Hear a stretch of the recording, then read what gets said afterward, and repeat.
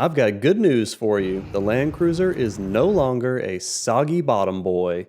Thanks to the Ironman 4x4 Foam Cell Pro Lift Kit, here's how you can do the install. Start with the proper tools. You're going to need a jack stands, vice grips, a 19mm ratcheting wrench, a 22mm ratcheting wrench, a 12mm wrench. Bonus, if it's ratcheting, you will need some sockets, a 30mm, a 22mm, a 19mm, a 17mm, and a 12mm.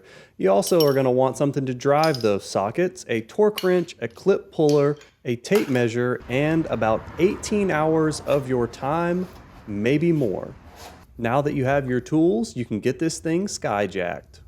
Take some measurements first so you know if you are riding any closer to the sun and if all this work was really worth it. Put your LX470 on flat ground and measure from the center of the hub to the bottom of the fender or quarter panel. Do this on all four sides and write it down because you're definitely going to forget once you get 3 hours into this job and have a few IPAs coursing through your veins. Crack your lug nuts loose, get the vehicle up off the ground. I was lucky enough to have access to a lift. Use your jacks and jack stands if you're a pleb. Get those wheels and tires off. Remove these clips in the fender well and pull back the plastic liner. Now you can remove the shocks. Crank those vice grips on. If you can't squeeze hard enough, ask a feminist to help you. Remove the nut on the top of the shock with a 22mm ratcheting wrench. Pay attention to which shocks go in the front versus the rear. 45795 FE is for the front. Remove the lower shock bolt with a 19mm wrench and socket. Now you can get the shock out. It should compress easy because it's been weakened over time like the willpower of man. Put the bushings and washers on the new shocks. First goes the cup washer, then the bushing, then the seating washer. Make sure that the small inner flange is facing up. This is what seats the shock. Wrestle with the shark until it submits. Now put the upper seating washer on the flange facing down. Then put the bushing on, then the upper cup washer. Get the 19mm top nut started and get the bottom bolt started. Don't fully tighten it. Start cranking on that upper nut, making sure the flange washers are seated. Tighten that joker until it doesn't spin any more. You won't torque that lower bolt to spec until the LC470 is back on the ground. Don't forget your zip tie. If your truck has two front wheels, you'll need to repeat these steps on the other side. If you want to blow out your CV axles, skip the Diff Drop. Drink another IPA instead. Remove your skid plates. These bolts are all 12mm. Remove the bolts holding the Crossmember using a 17mm socket and a 17mm wrench. Use a 19mm wrench and a socket to remove the bolt holding the differential to the Crossmember. Now you can get the Crossmember off the truck. Put your new Crossmember on. You'll want to reuse the OEM hardware. JB Weld will probably work too. Now you have to loosen the vertical bolts on the front and rear of the diff. Use a friend who owes you money to support the diff while you get these bolts out and add the spacers. The Ironman kit comes with a new bolt for the rear diff mount. Let that thing slide on like a python with the puck spacer at the top. Repeat this same process for the front using the OEM bolt. Have your friend support the diff mount that goes into the Crossmember so you can insert the bolt. I used a crowbar to get the holes lined up. Get everything snug. You'll twerk it to spec later on. Now that you've Botoxed the front, you can proceed to perform the Brazilian operation in the rear. Here's what the upper shock mounts look like in the rear. As you can see, there's a ton of room to work. For the driver's side, you can wedge a 10mm wrench against the body while you ratchet the 22mm nut loose. On the passenger side, it was easier to use vice grips again. Some PB Blaster on the threads helps move things along too. Don't snap your brake line or diff breather. Remove these three 12mm bolts. You won't be able to get the shock out with the sway bar end links attached. Go ahead and remove the linkage with a 12mm wrench. A ratcheting wrench makes this go way faster. Grab your friend again and support the rear diff before removing the shocks. Now you have to lower the axle to get the springs out. You can disconnect your rear lower control arms to get some more wiggle room for the springs, but a gentle crowbar works too. Pay attention to the springs, they are labeled.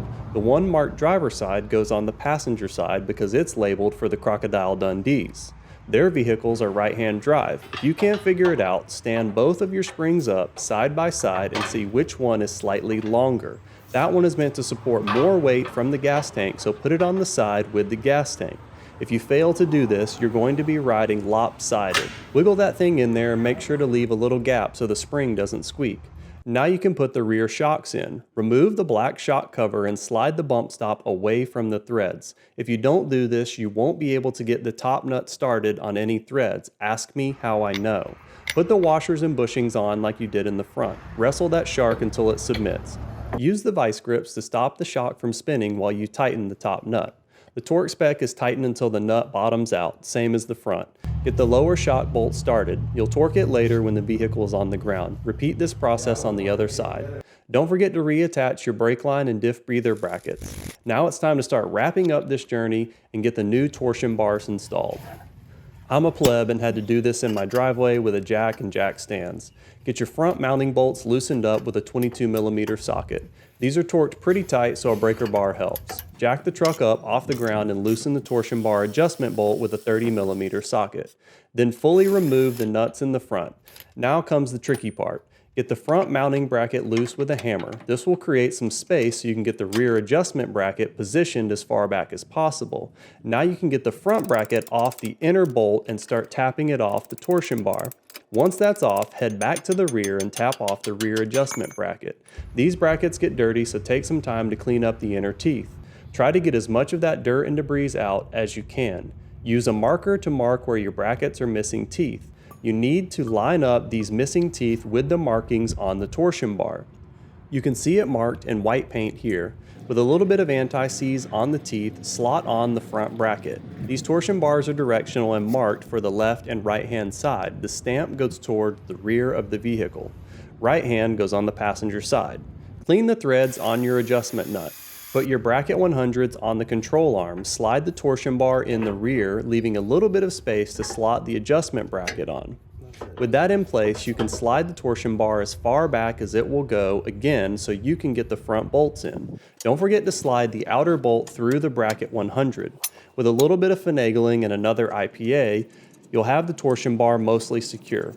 Head back to the rear and place the adjustment nut in the slot it came out of. Pay attention to the arrow. It should be facing the front of the LX470.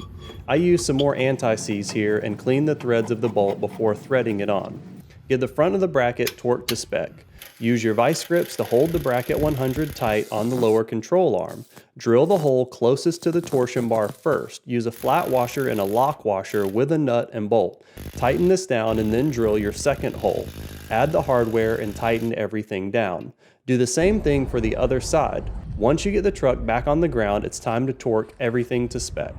For the Ironman shocks in the front, tighten the top nut until it won't spin anymore. It'll bottom out on the threads. The lower bolt and nut gets torqued to 100 foot-pounds on the nut side. The front differential crossmember bolt is torqued to 137 foot-pounds. The 4 bolts on the crossmember are torqued to 50 foot-pounds. The front and rear bolt on the front differential are both torqued to 137 foot-pounds. The rear Ironman shock's top nut is torqued until the nut will bottoms out and won't spin anymore. The lower bolt is torqued to 72 foot-pounds. That is going to wrap this video up. As always, I appreciate all of you watching. If you found this video helpful, hit that like button and consider subscribing to the channel. In my next video, I plan to cover what the Ironman lift kit feels like on the vehicle. We've taken it on some trails and we've carried a motorcycle and a bunch of camping gear with it, so I'm excited to give a review of the lift kit. And I hope everyone is doing well out there. I will catch you on the next one.